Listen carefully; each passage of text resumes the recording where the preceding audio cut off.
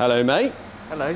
Doing a Friday video straight after the Thursday video. Proper into it, haven't we, mate, this week? Yeah, loving it.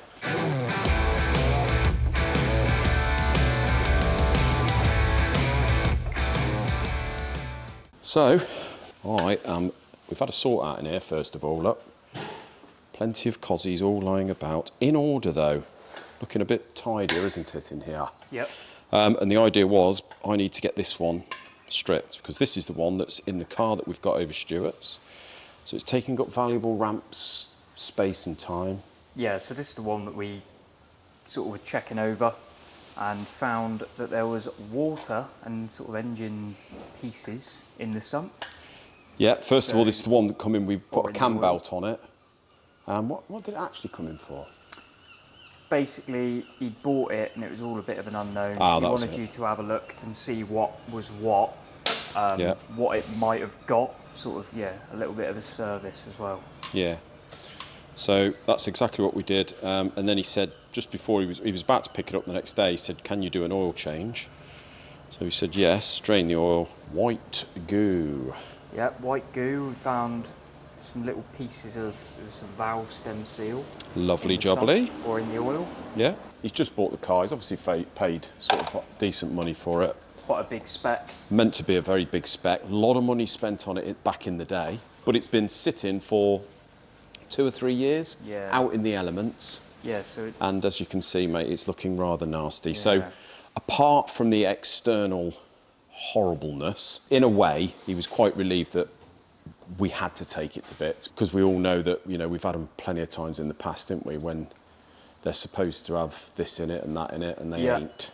So, well, we always seem to sort of go by the, you know, if you ain't really too sure what it's got in it, or what it is, or the condition of it, in the high performance stuff like this, like the Cosworths, and, well, I always say about the Subarus as well, you're best off just doing it again. You are, mate, you are. And then you know what you've got, you know where you are, you know what it's capable of producing. Yeah. You know.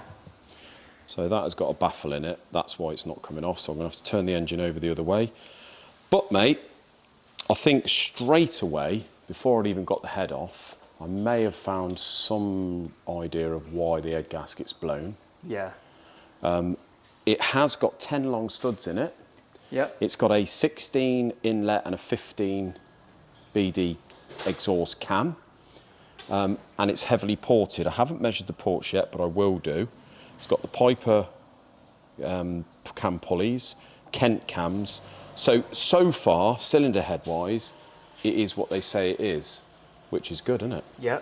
Because if he wanted to do that, that's going to cost him some money. A couple of grand, isn't it, to do all the porting and everything. Oh, God, yeah. So it's got the 10 long studs, so that's a lot of work. You know, most people just do the 6. Centre ones. So we'll turn it over a minute, mate. Oh, do you want to just grab that sump so it doesn't fall off? Push it up.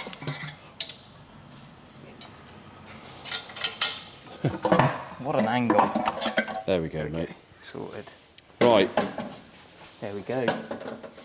So that is there is your cream. So that is exactly why we've took it apart, mate. Has this got an oil cooler?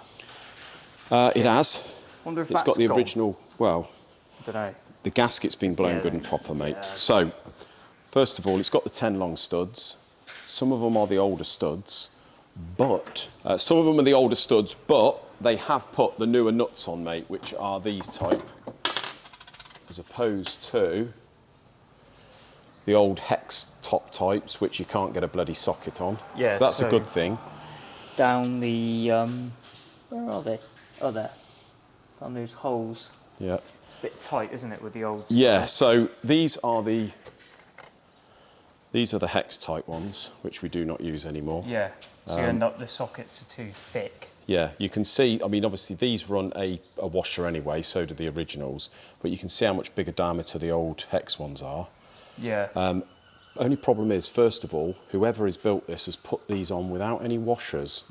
So they have screwed themselves into the aluminium, been a small diameter, not done them any favours. No. And they were quite loose coming off. So it's sort of maybe squished up the alley and... Just gone into the alley, mate, and and basically not put the correct torque on. Second thing we've noticed, we took the head off and we have got a Cooper's type gasket on. So that is a steel gasket here. See, with the fire ring missing. Yeah. And then what you've got is you've got firing inserts. Yeah. And there's been an 80 thou protrusion into the... Oh, 80 thou. No, 0.8 of a mil. I was going to say, I thought 80 thou. 0.8 of a mil, sorry mate. Into the block, and they sit in there like that. But you can see, all you've got to do is have a look around the block face. I mean, I don't know whether the block face was faced originally, but it certainly wasn't faced. If this thing's been apart since that, it hasn't been faced, and it's blowing like buggery. You can see where it's all black round here. Yep. So that's definitely been blown. The gasket, nice. The block face is horrible. So one saving grace is the thing needed to come to bits, definitely. Yeah. You can't just stick another gasket on that. No. Now, there's nothing wrong with these Cooper's ring gaskets as long as they're all machined and fitted correctly, but I don't like to use them. Well, you are a bit limited to then always using it, aren't you? So what I tend to do now, I'm going to have to measure the bores, mate, which I'm going to do right away on camera, actually, and see what we've got. I'm just going to do it roughly with a very near, first of all. Just see sort of what we've got. An oversize or... So they are a standard bore, they are. Oh. So, okay. They've either got liners in, or it's an original bore. Doesn't look like liners, does it? Well, not really, but we shall soon see when we have a look underneath, won't we? But it's, yeah, odd, it's a standard bore. It's got Omega pistons in it, so maybe it's got liners in it, don't know.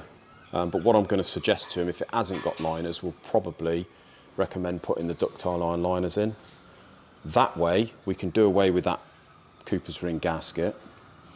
We can then face the block with the liners in. The flange on the liner will take up this gap, as you suggested. You'll basically chomp out most of that. Chomp all that out, and it will all sort of, and then you put your lines in. And then we haven't got to chomp this block face down to that level, 0.8 of a mil, and then mod the piston crowns. Yeah. If the pistons, more original. Yeah, if the pistons are in really good order with no ring groove wear or anything like that, or the skirts measure perfect, we can reuse the pistons. Yep. They look all right. Yeah, and go for a set of rings on a standard bore, because obviously they are standard, and put a set of liners in, mate. Lovely. Because there's going to be a fair amount of work no matter what you do, whether you put liners in, whether you remachine all this, you know, there's going to be a fair amount of work. So I shall probably recommend he does that, being what it is. Yeah. And then go for the WRC style gasket. So let's turn it over, mate, and let's just have a little look, see what us can see, shall we? Well, it's got rods in it. Yep. So that's good news. It's an original crankshaft, and it does look like it's got liners in it, mate, to me. Oh. Yeah, it does. I see what you mean. Albeit short. It's like a sitting on the bottom. Is it a sleeve? It might just be like a sleeve sort of liner then. Like a straight liner. Maybe just a straight liner, yeah. I shouldn't think it's going to be a top hat, because you obviously got that recess in the top. Yeah. So it might be a straight liner. Now what I'm hoping is, if we're going to go for the ductile liners, that these liners are not as big as the ductile iron liners on the outside diameter. Yeah. So we can remove those and put those ones in. Because the trouble is with a straight liner like this, is you don't know how tight they put them in. You don't know whether they've shifted, you don't know whether they're going to shift. It's an unknown, mate, isn't it? It is. So yeah, I'm not sure what brand of rod they are. Something H-beam, isn't they?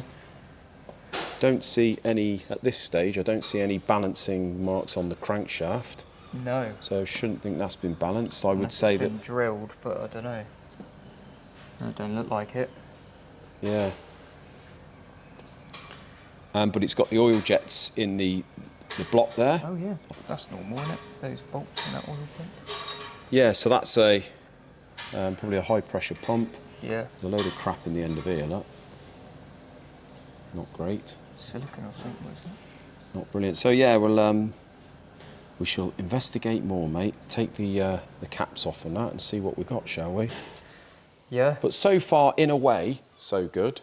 It means that yeah, the main components, I mean, apparently the engine sounded sweet enough. Yeah. So I'm hoping that the crank's all good and that, and it's not been ground to death or anything.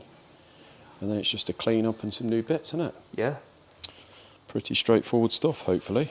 Chewing on the old fingers. Savage dog. Absolute savage dog. Chewing on the mic. Chewing on. I might see you Sunday. We'll see you Sunday. Cheers, John. Well, mate, Friday afternoon and we're going home in a minute. But first of all, let's have a little look at the old Mitsubishi 3000 GT. Looks like a new engine, but better. Does look pretty cool. And I can tell you're pleased with it. I am. I'm very pleased. We've gone for the black rocker covers. Yep. Is that original? I think so. I think the customer had painted... It is when you come here. Well, yeah. But I think he'd painted the front one himself before. But unfortunately, once it had been through the wash, it started to peel off on both of them. So I thought, well, I best do it all again. But yeah, so I've polished up his Mitsubishi logo there. For that little bit of extra purchase. You know. And of course... Got the sticker. So this engine is mounted transverse? It's mounted basically, when the bonnet's open, it's like this. Yeah, so this one's at the back, this one's at the front, and this is what you see, mate. Yeah, so you can't see this one at all, really, because the big intake manifold goes sort of over it. Oh, okay. Oh, that's fun to change the plugs on the back ones, which is probably why they never do. Yeah, apparently they don't get changed very No, often. of course they don't. Oh, well, yeah, looking lovely, mate, and... yeah, it's nearly there. Nearly there, isn't it? People are probably wondering why some of these motors hang on a bit, but you will wait for bits, don't we? And then you know, sometimes, it's like the oil pump I had to get from America. Yeah, well, and it could be something as simple as you're waiting for something. Yeah. It turns up, it's wrong. And you've got to go back and you've got to get another one. You're waiting again, and it adds time. It does, mate. Yeah, but it's looking lovely. So hopefully, ain't much more to do.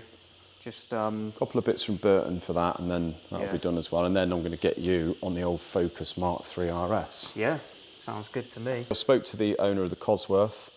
I said to him, obviously, all being well, once we take the crank and pistons out, probably go for the liner option. And he said whatever it needs, as long as it's good and reliable, and so he's more than happy to do whatever we suggest. So that's probably the route that I'll take, mate. Obviously, we'll balance everything. Yeah. But we need to measure the crank and rod, so we'll see on Monday what that looks like. Yeah. I'm going to leave it there, mate, and get the dog out of here before she eats everything and gets too oily. So my wife had a bath last night, didn't she? The bath looking extra fluffy. Yeah. Oh no, going in the oil. No, not in the oil there, darling. Looks like a rat though when she's wet. You wouldn't believe the difference. But she's tiny. No luxuries in the cage today. Prison cell. She's spilt the water all over her blanket. So we've kept her out here, but when she runs off over the road, she gets chucked in Alcatraz for in an solitary. hour. So, yeah, until Monday, thank you very much for watching, guys. See you then. Cheers.